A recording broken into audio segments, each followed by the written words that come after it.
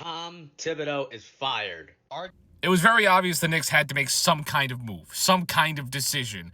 And you could not really move around a lot of these players. Their financial situation is not in a good place, unless if they're going to go trade for a Giannis or trade for a max contract.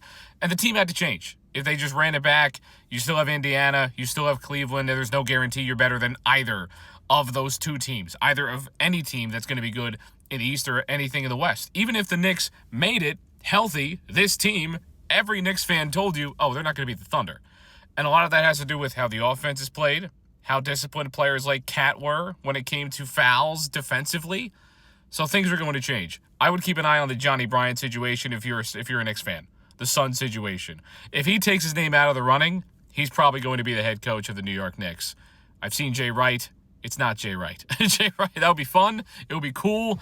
It's not going to be Jay Wright. But something had to change. And when you have players questioning minutes and players getting hurt deep into playoff runs, maybe not this year, but that's what Thibs brings to the table. Thibs was always going to be the player, the coach that got the Knicks to the point where they can compete. We've seen the Warriors have situations. We've seen the Cavs have situations where they fire a head coach pretty far into their development as a team. It was going to change pretty quickly. When you get to the Eastern Conference Finals, you do really well the year before as well.